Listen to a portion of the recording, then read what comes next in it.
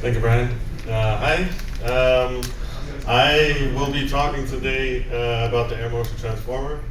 Change the title a little bit, since this will be more of a theoretical talk, and a talk about trying to understand how the air motion transformer works, what's the motivation behind it, starting from the history where Oskar Heil invented it, going through how Klaus Heinz industrialized it, and how we build it at HEDD Audio, and the journey how we went from the tweeter technology of the AMT to a full-range AMT driver for the headphone.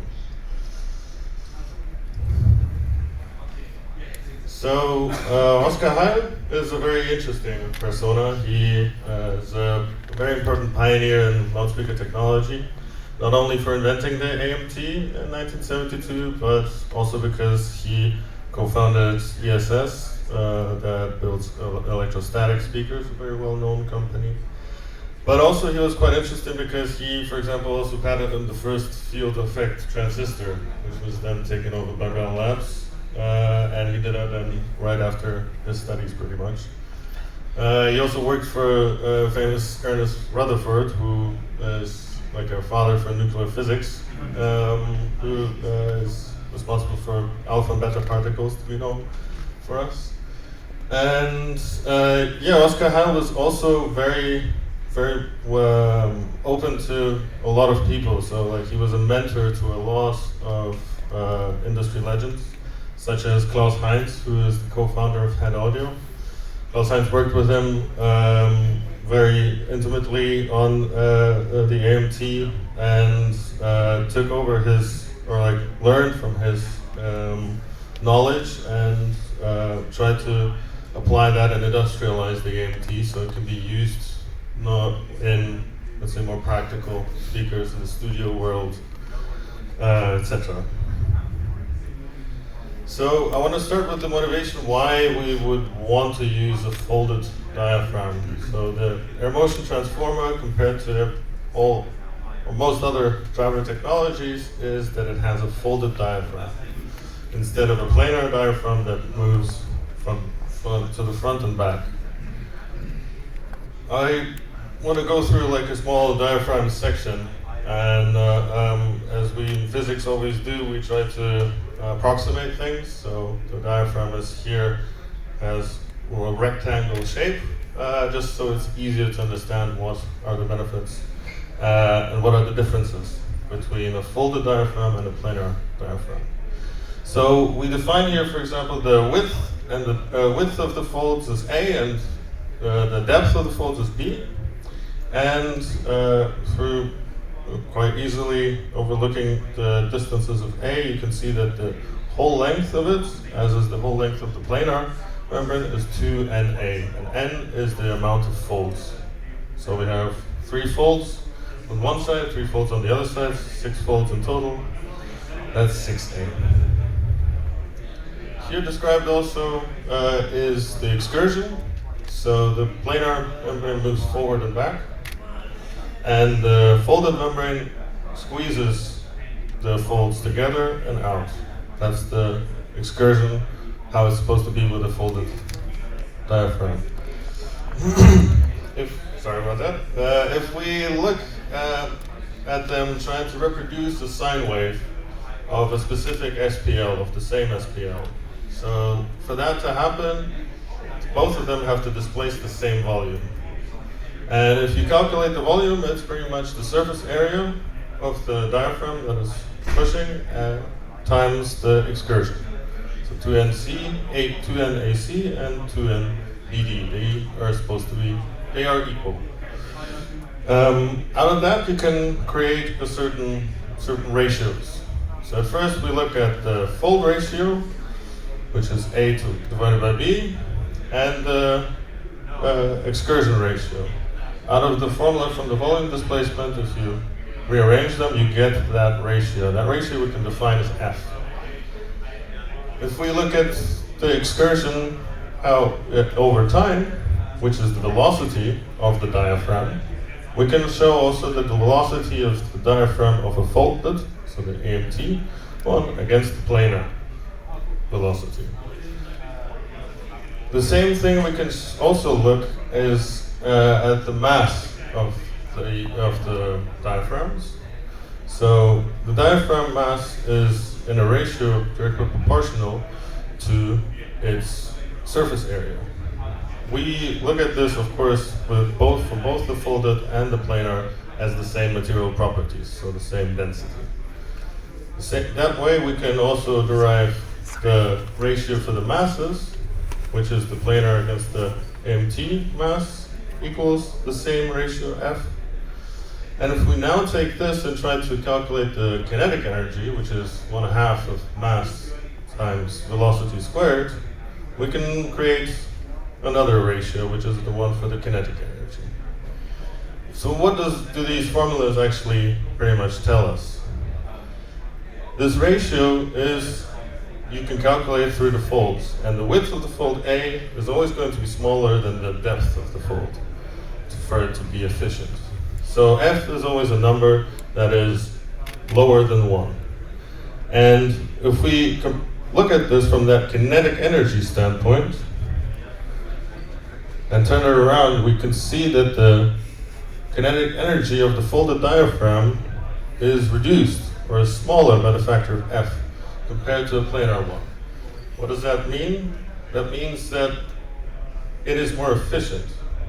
To create the same SPL as a planar one, you only need less kinetic energy. And that's the idea behind it, why you would want to create a driver that has this different technology, why you would want to have a folded diaphragm instead of a planar one. Furthermore, the interesting point about this is not only about the velocity or something like that, because this is where in my opinion, maybe a difficult term of acceleration comes in, when, as often described, what the AMT does. It accelerates the air in that ratio. That's not really that easily proven. It's not really that it's true. It's actually, the kinetic energy is less than that of a planar membrane. So if you would say it is faster, that's not really true. It's less fast, but it produces the same signal.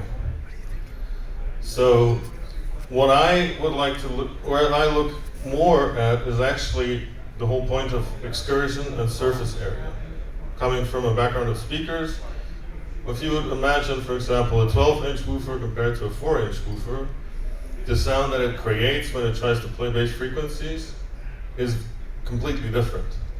And this is the idea also behind a folded diaphragm, is that you hide a much bigger surface area in a driver with an emitting area that is smaller. And that way you can create a driver that only needs a little excursion compared to one that needs much more. And what does little excursion again mean is also you're more likely to be in an area where you have less distortion. Same time, this folded, so if you need less excursion, you also need less damping and so on. And damping is a problem, what Oskar Heil also described, is where a lot of distortion, a lot of energy is being saved and does not naturally reproduce the sound it's supposed to. Now, how do we design an AMT? At first you need to create a system where the folds squeeze. That means each side of the fold needs a force that is inverse direction.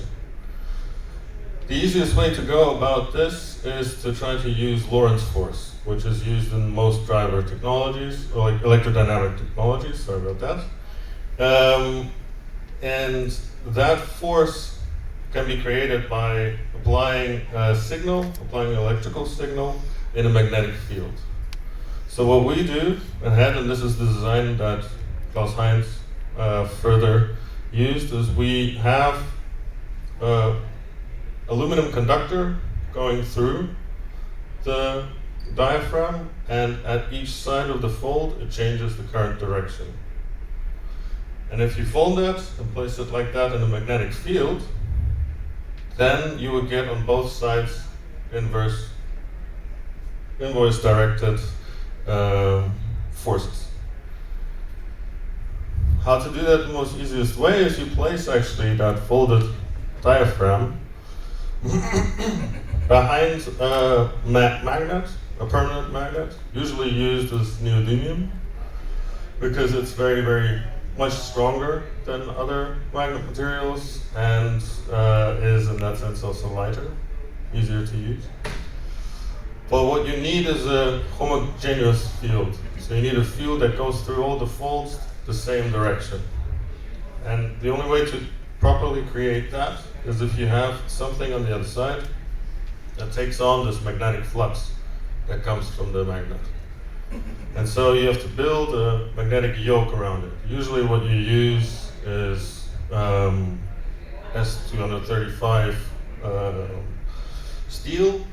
This is mostly used for that occasion, and this is also what we use in our drivers. And with that, you create a field where the folds can always retract and retract depending on the signal that is being sent to them. The big problem with this is, unfortunately, that you have a very large magnetic gap. So normally with other driver technologies, you have very tiny, millimeter, even less of a distance between the magnet and the yoke or the opposing magnet. And here we have, for like the tweeter technology, it's 4 millimeters, and with the HEDDphone AMTs it's 6 millimeters. And the higher the distance gets, the lower is your induction and the lower the magnetic force, inducted force, the Lorentz force.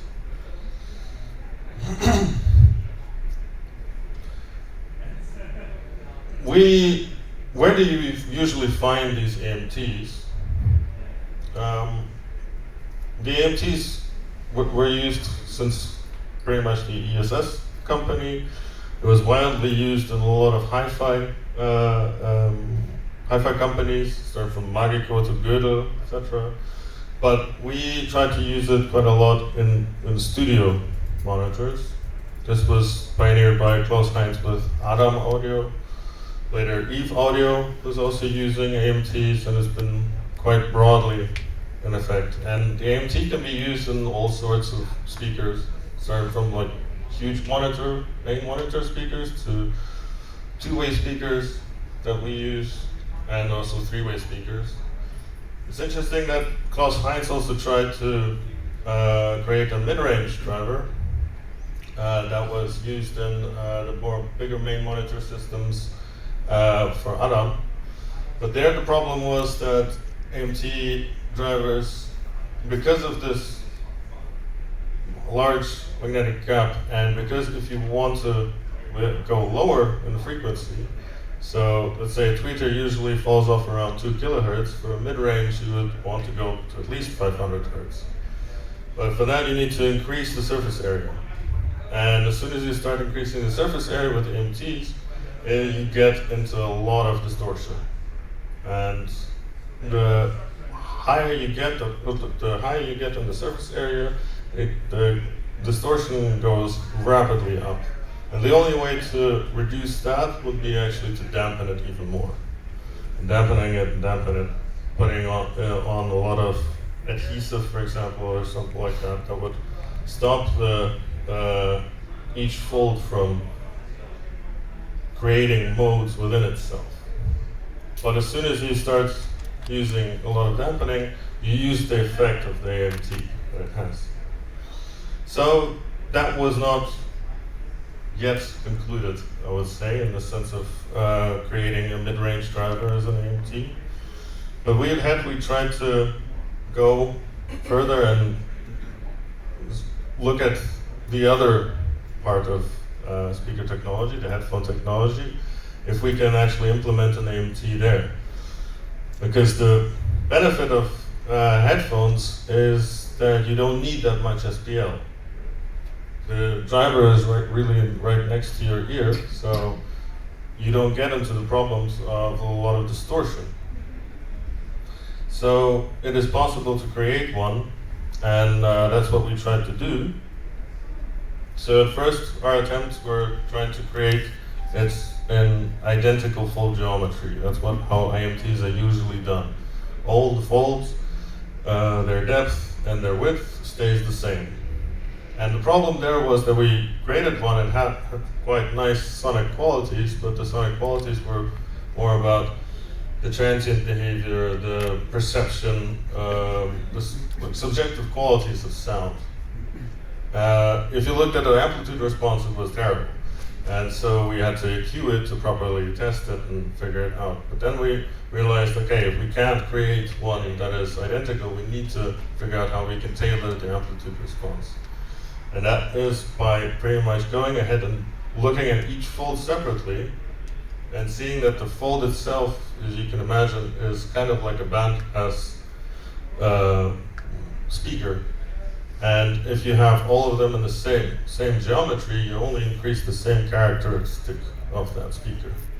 So if you change the geometry, you're able to actually place different ones next to each other, and that way even out the whole frequency response and get a full range driver in that sense that sounds good without any analog filters or anything that you need to add to that. And that's where the variable velocity transform came from. So if you remember backwards, that these folds, their ratio is also the ratio of the velocity of it being either in a plane or a folded geometry. That's the same thing here. So with smaller or like less deep folds, you get a different ratio than with deeper folds or higher folds, etc.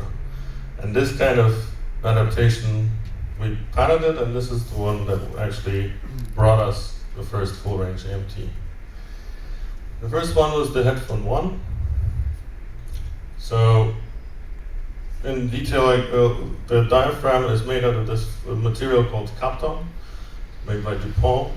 Kapton is usually often used also in space, or actually planar magnetic headphones, etc. And the conductor on it is aluminum. And it needs to be extremely thin to keep a low mass. And in the end, when you unfold it, and you can't really look at it as a rectangle, you need to, of course, put in the curved form of the folded diaphragm. You, in the end, get an effective surface area of like 10,000 square millimeters. And with a folding factor and an emitting area of 2,735, this shows actually with what kind of drivers you should be actually comparing this to understand how the benefit of the AMT. So typically, for example, planar magnetic ones or electrostatic have like 4,000 to 5,000. And this one is only 3, pretty much. So you can see the potential that AMT actually has, where we can go, how far it can actually get. If we already, with this kind of size, come to a similar or comparable performance. The big problem with the first AMT was the weight. And to create that weight and create enough SPL of sensitivity, which is 87, which is not a lot, but barely okay, we needed to use quite a lot of magnets and especially also the yoke to keep that magnetic field properly and have enough there. But this leads to 170 grams of weight. Times 2, that's 340.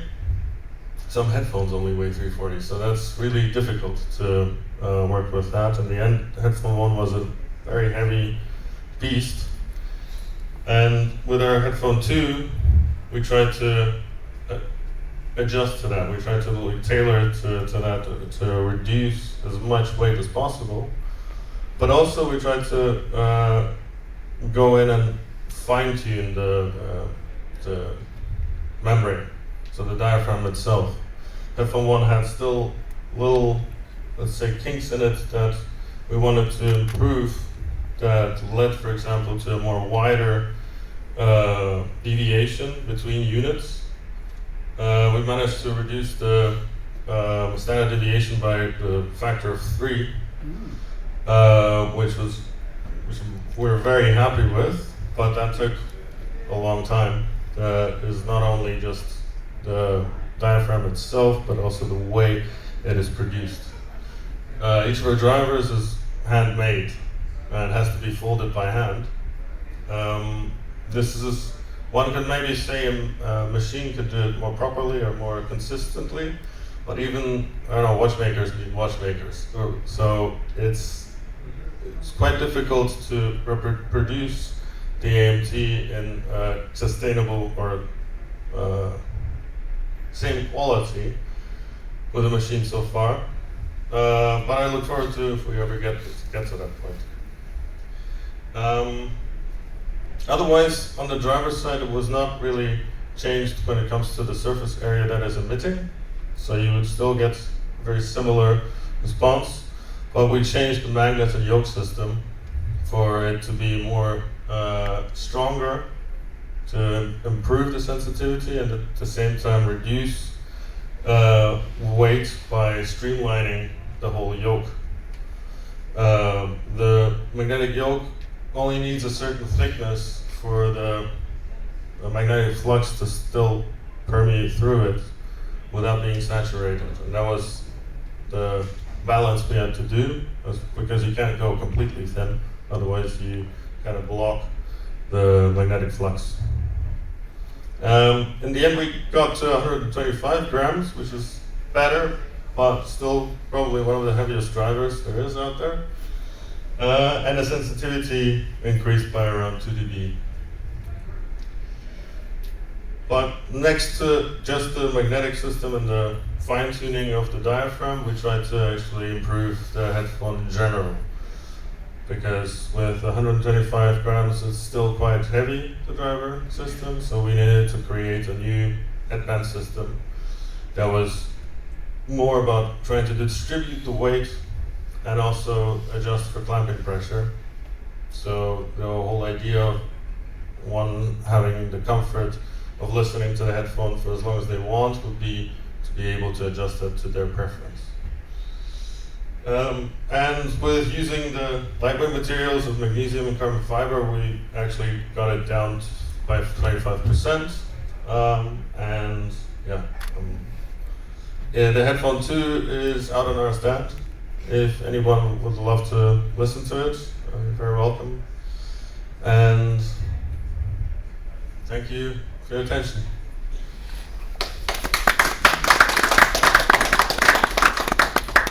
So now if anybody has any questions, we'd like to open up the floor to you. Okay. Well, I'm kind of curious. So when you were doing the material testing to reduce the weight, you obviously ended up with the magnesium and carbon fiber. Did you do any kind of other materials that you thought might have a chance that just didn't really fly? Or did you guys just kind of hit it out of the park on the first go? Well, the problem is there isn't really much of a different material you can properly use that is lighter. Oh. So, but at the same time, it actually took us a long time to use those materials because they're quite difficult to create. Carbon fiber is a very dirty business, to be honest. And it takes a lot of handwork there as well. So like, even the drivers, but also the headbands are pretty much handmade. And that takes a lot of time. Magnesium is also not a great material to work with. Aluminum is much nicer. With aluminum you can do everything, it looks really, really pretty, and it's sturdy as hell. Magnesium takes a while to get it properly sturdy, how many coatings, etc. So we went with that because we started with that, and it went well, and I didn't want to try a different one yet.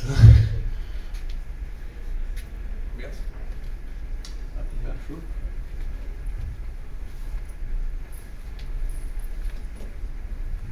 So you mentioned the unit-to-unit variation has improved with the second generation.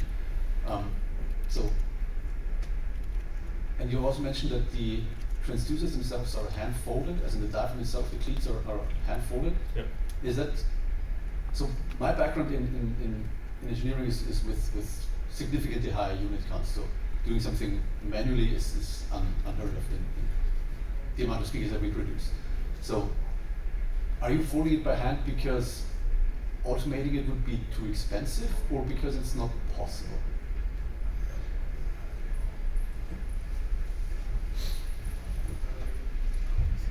That's a good question. So, first of all, yes, the quantity is not enough, I would say.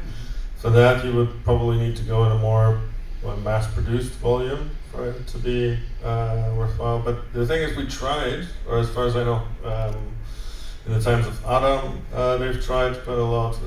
Some suppliers out of Asia have tried a lot, and there, funny enough, the quality was not good at all. There was a lot of distortion issues, and the response graphs were quite varying quite a lot. So, but I don't have the data for that, so don't take me completely by the word. I think there can be definitely a machine created that can maybe fold it in a, I don't know, more, let's say, rotary kind of way that would keep the folds at the same point. But the most important thing is that each fold is exactly in its place. So if the conductors on each side are a little bit twisted, a little bit in a different direction, you get a completely different squeezing action, and in that way you actually get a different fold. And each fold is very, very dominantly changes the amplitude response. So I think that might be a reason why it hasn't been done yet, but I do look forward to creating that someday. Definitely. Any others? All right, well, please join me in thanking Dimitri for coming out and giving us his talk.